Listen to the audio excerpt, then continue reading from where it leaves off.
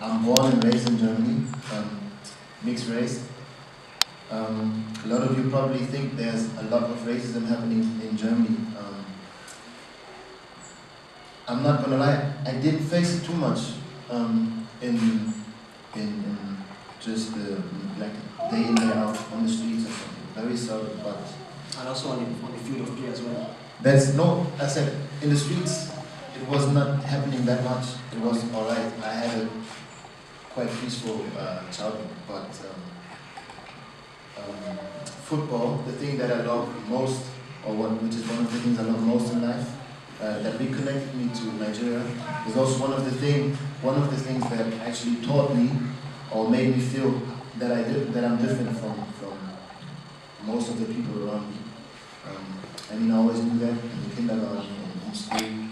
People would make me feel sometimes in a positive or in a negative way, but especially in football, which should give all of us joy, especially the ones playing, taught me some hard lessons. And the striker, he didn't actually have a good game because of me, so he started calling me the N-word. He tried to kick me, he kicked the ball after me when I was turning my back on him in halftime. And it kept on for the whole match, and I ended up going into the locker room. I was really angry. My father was on the side, and he actually didn't know what was wrong with me because, yeah, I was quiet. I'm an introvert person, more or less, most of the time, but I was very quiet that day and close to tears. So he asked me what was wrong, so I told him, and then he told me like he's going to teach me a lesson now, and I was wondering, okay, what is he going to do? I knew he always had a bush knife in the back of his car, so I thought, oh, Pops, please be mindful, don't. But my father, he's a very reasonable person, but I could tell he was angry. So after showering and everything, I think we've drawn the game. We waited for this kid and his family. They were from the eastern part of Berlin, which is more likely to be racist or have a backwards mindset, let's say it that way. And we followed them, and my father tried to face them and say, look, what is your son doing? How are you raising him? What kind of education is this? How can you look into the mirror knowing that your son is treating his people around him like that just because they're different? And they were being very ignorant. So once again, I felt my father was getting very angry with them, and I just told him, Papa, please, just be calm, let's not make any nonsense. And he just told me, look, I'm going to just teach you this lesson because it's love over hate. So he was very patient, but I knew he would have loved to hurt that man, that father of that little kid. I think he was 15 years old, like me. And he was just smiling at my father as he was addressing all the issues and all the wrong his son has done to me. And I think that was probably one of the most, can I say remarkable in that context? Yeah, remarkable, or one of the incidents that I will always remember because, I don't know, that day, it hurt. I had situations before where you would just have skinheads when we played in the eastern part of Germany, where you just had skinheads next to the field with like pit bulls. They were sharp, and we were winning the games. And I was not the only mixed race. We had mixed race, we had Turkish, we had Arab, we had Asian guys, everything. So it was multicultural. And I knew that there were people, as I said, with backwards thinking, but that was probably the worst that I've experienced in my young life, in my young age. And I always knew I was different, as I said before. People made me feel in a positive way, but then at the same time I see kids around me in Germany, typically they have blonde and blue eyes. I know it's a cliche, but it's true. So, and until now, I'm still in search of my identity somehow, because as you might have noticed, I'm actually quite white myself. So I'm not gonna lie. It's when I travel to Nigeria to meet the national team, it's I'm always very proud. I'm always very happy, and I'm always looking forward to learn more about myself, to learn more about my people, because obviously I know a lot about Germans, but I don't even know half about Nigerians. I'm just discovering, and I'm very grateful for the opportunity I've got through football to discover that. But as I say, sometimes, I'm not going to lie, sometimes I even question if I'm fully accepted. But I think also that is just part of the journey that all of us still have to, that we have to accomplish. Because I think even in between of us, there's some kind of, racism. Because, yes? Going to your grandmother, you never met her, and that's your dad's mom. You never met her till she died. You always spoke to her on the phone, from Germany, and then she died. And you said throughout that day you cried. You even found it difficult walking up the stairs, And then your mom had to come to your room to say, Leon, what's wrong? So can you take us back to that story, and how did that help you to reconnect to your roots? How did your grandma stay, a grandma you never met, whom you only spoke to, well, you never really spoke to her on the phone because she spoke Yoruba. Exactly. You don't speak Yoruba. True. Your dad used to translate to you. Yes. So how did that affect you, and how did that help you to reconnect to your African roots? I think I was 15 or 16 when she died, and I never really had a strong connection because I didn't speak the language. Because my father was being careful. He didn't want me to face problems he faced when he immigrated to Germany. So he decided not to teach me English or Yoruba, which is kind of sad. I tried to learn it once, but it's very hard. So, yes, my mom came, as you said, in my room that day, and she couldn't understand. She was like, it's a bit insensitive, but she was like, you never met her, how can you be so affected? And I didn't know. So I have to jump, I think 6 years later, I was 22, probably 22 or 23. Football professional already, and I was chased by injuries. So my sister had this, let's say, funny idea of talking to this lady. Her best friend's mom used to seek her for advice or for help. It's a Russian lady. There was this article out about her. She's not a witch, just to make this clear. She's not a witch. She's just able to sense certain kind of energies, good energies, bad energies. And I just walked into the room and spoke to her a little bit. I told her my history, why I'm there. And I actually wasn't convinced, but my sister, she's very close to me, she's older. I just trusted her on that one, and I gave her a chance, let's say it like this. And we started talking, and that lady said, look, Leon, from the moment you walked in, I could sense that there's in your aura, or in your energy field, there's some kind of hole. And I said, okay, what hole? And then she said, yeah, on your right, just above your right shoulder. Did you have any kind of accident there? I can show you. I don't know if you can see it from here. I had a bad injury, a shoulder injury, and had a scar. And she told me scars are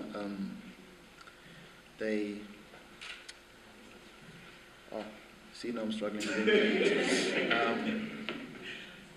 it. They interrupt with your energy.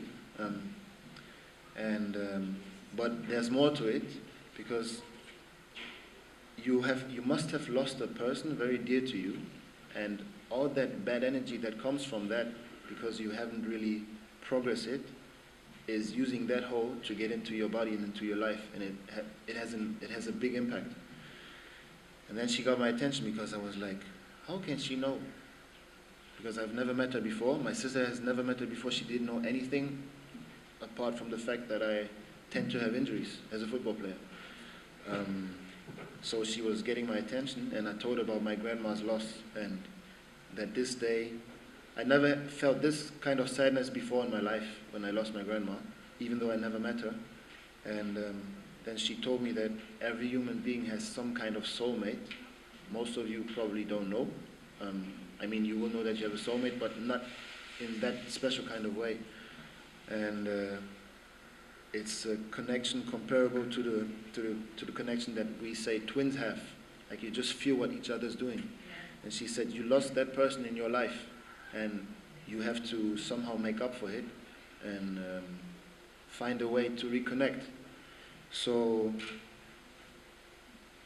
that actually, I think 2 years later then, from that she just advised me to lit up a candle at times or just have her in my prayers.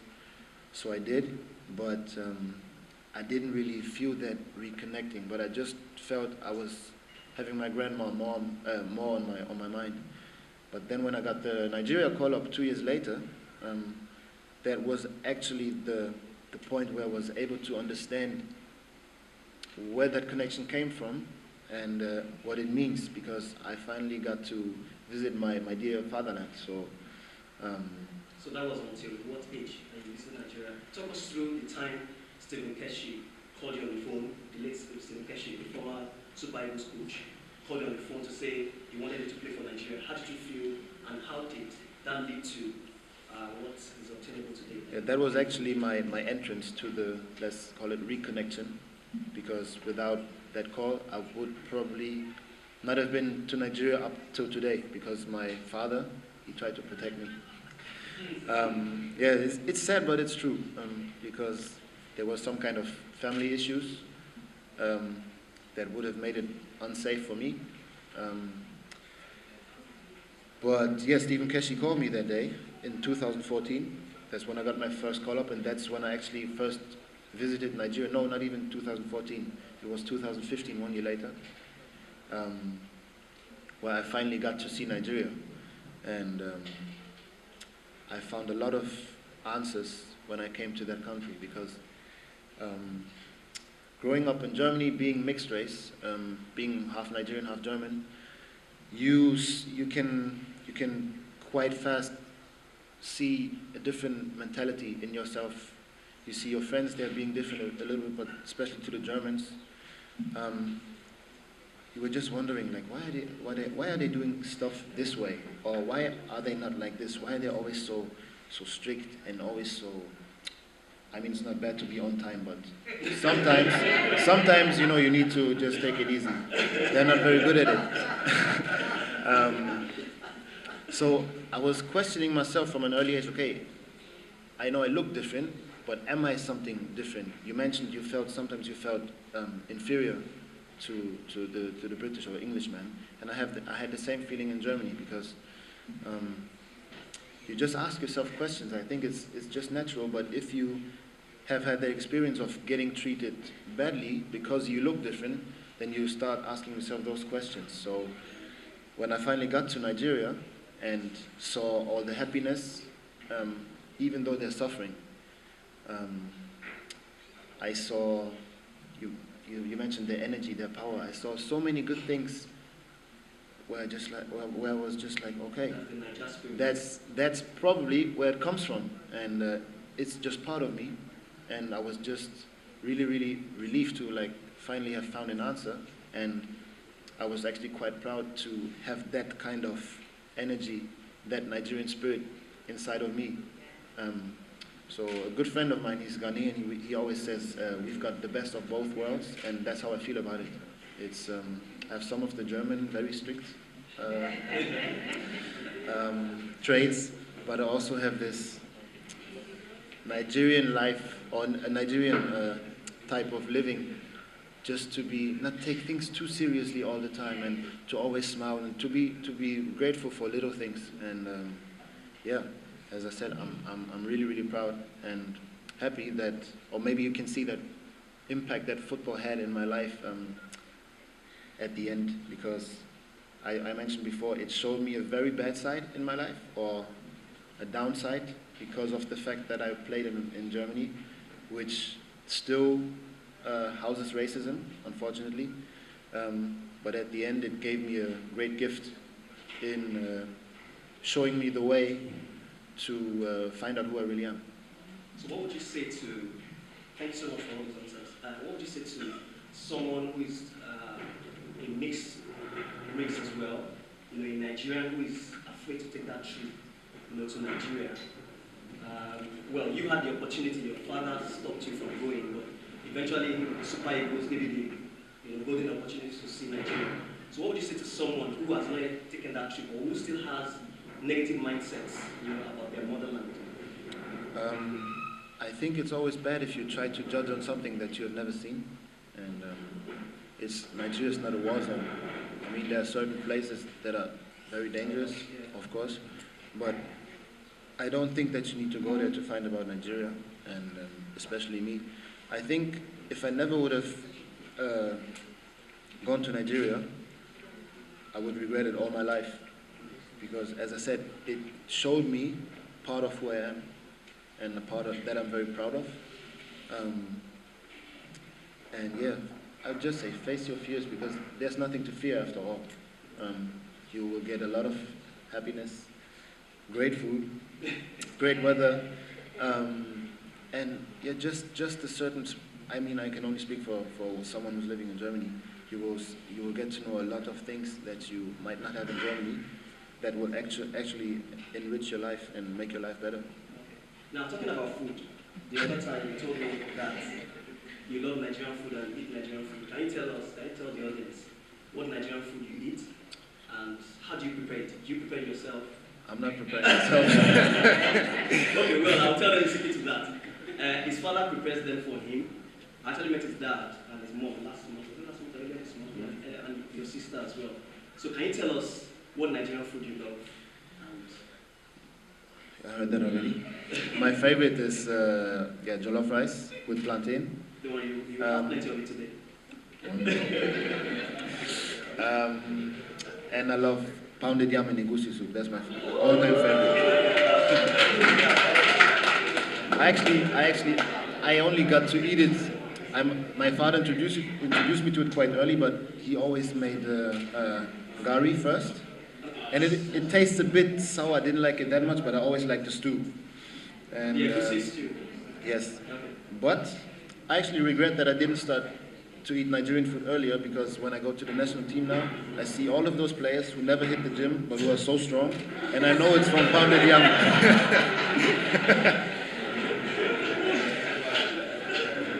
Yes. I think that's another thing about the Nigerian spirit. I mean, you said they never hit the gym, and then they are so strong. Some do, but they try, but I mean, if I see European guys lifting heavy weights and I see, let's not just say Nigerians, it's Africans. We just have that superpower inside of us somehow. It's the power of the probably, yes, and of the food. I only have half of it, but I strive to get there still. No, it's so how does he prepare the pounded yam? Does he? My father. Yeah. Does he use the traditional? Does he do the traditional way of doing? We have to be honest. Sometimes we like to take things easy, so he takes the easy path. Okay. So that's what he does. He just uses some kind of, yes. If he does it himself, it's a lot of work. So sometimes he just has some kind of powder that he mixes up, and then he just stirs it, and that's it. Cool. But you will hear him. Sometimes you would hear him knocking or like cutting the chicken. Okay. That's what I hated when I was still living at home, because he used to do it in the night. So I was in my room trying to sleep, and you just like, yeah. But that's my father. All right. Thank you so very much. Questions for Leon from the audience. We're running up this session, so questions. I know there are questions. Ladies have questions for him. All right, choose over. They told me a lot of things before you came. Okay. I won't tell you yet. Don't be shy, just ask. I'm going to ask a question and I'm going to make a comment. Mm-hmm. First of all, how did you feel? How were you accepted the first time you came into Nigeria? Good, yes. In the national team? Like us, like we, yeah, the Nigerians, how were you accepted? You talked about... So I mentioned... No, that's too much football. You the talked first about time, something that happened in Abuja Airport. How you yeah, I'm coming. I was actually surprised that they knew me already, because from what I was told, or from what I have thought before, was that they actually didn't know me because they don't follow the German Bundesliga too much. And but we all know Nigerians are very passionate about football. I didn't know how passionate to that time, so I just touched on in Abuja. I went through the customs, and then there were the first guys already coming. Hey, Balogun, our very own. And I was like, I was just, how do you know me? I never asked. I just thought that to myself, and I was really surprised, because from the very first day that I touched down in Nigeria, I was always welcomed with love, and nothing but love. It was, it's really astonishing. I was just amazed, to be fair. So I would assume that also helped you with reinventing, like reconnecting with your culture, right? Of course, because I was scared. When I first seen my teammates that was not in Nigeria, that was in Atlanta, I came there, and they were quite distanced, and I was like, okay, there you go. They just see you as the white kid from Germany, not speaking pidgin English, not speaking Yoruba. So I was struggling a bit, and when I then came to Nigeria for the first time, I was scared actually. But then I had this incident at the airport, and I found out that it was just kind of the way the players the way they players are. They just like to be for themselves at times, and also check me out first. But it helped me to feel more accepted, 100%, because especially from the people outside of football. Because once you stepped on the pitch, they were just, I was getting subbed in. No, I played from the beginning in Uyo, my first game against Uganda, and they were applauding every ball that I touched, and I didn't even do something. I just got the ball, and they were just shouting my name and applauding, and I was like, okay, wow. So that made me feel more comfortable, 100%, and that helped me to carry on. Just wanted to commend all the people that have done one thing or the other in ensuring that this gathering is taking place today. It's fantastic, awesome. I'm really I'm seeing here for some reasons. You are just wonderful. Thank you. Let's cut that. Thank you. Okay. I wanted to say more we have to reinvent our history. Oh yes. Our pre-colonial history, we had our history. Now, since I came to success, luckily I'm doing development. So they keep teaching us about Eurocentrism, hegemony. These people just woke up one day and decided that they are the superior race. And they are imposing it on every other person, making us feel less than what we really are. Thanks. Then, surprisingly and unfortunately, back home, we have somehow pushed our history aside. Yeah. The only thing you hear is pre-colonial time, how we are colonized. This one and this one and this one. And that was what I was talking about in my speech about fellas saying colonial mentality. Okay. Because I was in the class the other day and I was thinking, are we really free?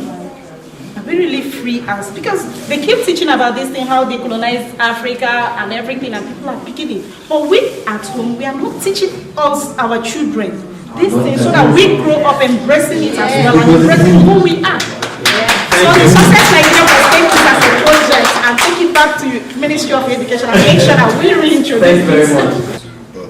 But if you didn't end up being a footballer, what other career path would you have chosen? I started after I finished high school. I begged, especially my father, you know how strict Nigerians are when it comes to education. So I had to beg him to give me 1 year in football to make it. I'm happy I made it, but I probably would have assigned for some kind of, no, not some kind of, psychology. Probably would have went to university and go for psychology. Thanks. For identity, I would advise you to look at the man called Professor Sheikh Anta Diop. Yeah? He showed you the relationship between the culture of ancient Egypt and the Yoruba, the Wolof, and so on, West Africa in general. So if you really want to know our true identity and what we as Nigerians have given to the world, you know, if there was no Egypt, African Egypt, there would be no Greece today. Yeah. There would be no Greece, there would be no Rome, there would be no Europe, there would be no India. I know a lot about the African influence. But Yeah, I don't know. so if you want to know yourself and what you gave to the world, who you are, foundation you stand on, you owe it to yourself and your children to find out a bit about Sheikh Anta Diop. Because that's the first book I read about Africa. Nigeria, I'm from Malawi actually, but I'm inspired. I know of some Malawian kids born out of also in Europe, parents who are praying in the UK, in the US and that. But I want to find you.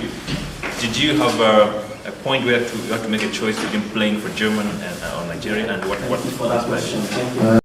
But I always felt more connected to Nigeria because I was being treated differently from other kids. To be honest, if I would have had to make a choice, it would not have been an easy one. Because then, as an athlete, you also think ambitious. You think of what you can achieve as a sportsman, and of course with Germany it's very tempting. But I never regretted that I did not have to make that choice, because, as I said, playing for Nigeria has led me on the way to learn a lot about myself. And as I just said, I'm still learning. So thanks once more for that advice. And she mentioned the pre-colonial time, and I read a lot, but I think I only just scratched the surface. And what I started to think for myself, maybe it's a bit far away, but what I picture myself Africa being, like one day truly is Wakanda, because no, honestly, because in that movie Black Panther, I see so much more than just comic, or just, yeah. It's actually I think that is some kind of civilization that Africa could look like now, the technology, everything, if we weren't robbed of all our property. So I really admire that thought that you mentioned before, and I threw it in. I think a lot of history of the pre-colonial time it just gets hidden, because I think that is where our true power lays, and once we find out, I think it might cause some chaos in this world. So let's not stop digging and finding out about the truth, our truth. What I know for sure is that, because I grew up with a lot of Turkish people, or even from Far East, and even though they're born and raised in Germany, they always identify with Turkey more. I think probably for the same reason as I identify more with Nigeria, because they're just being treated different. But I think the problem was that he made this picture with the Turkish president, and because of all the tension between the Turkish president and the German government, that led to a lot of outrage. So my advice to him, the thing is, he plays for Arsenal. You're an Arsenal fan, so if he plays bad for Arsenal, I know how you talk about, maybe not you, but I know how Arsenal fans talk about their players if they're not performing. So I think he actually should have been a bit more reasonable and just try to ignore it, even though it's hard. But you don't really know the real reason or the true reason behind all of that. Maybe he was just tired of everything. I don't know. I really don't know. So I could not really advise him, because that's something football players, especially if you have that name, or if you reach that stage, you're constantly in danger of getting exposed to that kind of hate. No matter if you play for Germany as a kid with a Turkish background, or if you play for Germany being German. It was just a situation that was very unlucky, because I read a statistic where that said that actually Thomas Müller, everybody's darling, was the worst of Germany, but he did not get picked out because, yeah, he didn't have that picture with Erdogan. And, it's it's also for the media. They like to push these things because they always like a bad headline because it sells. And that's something where we need to question society, because we always seem to be happy if somebody's failing, but we never applaud them when they succeed. So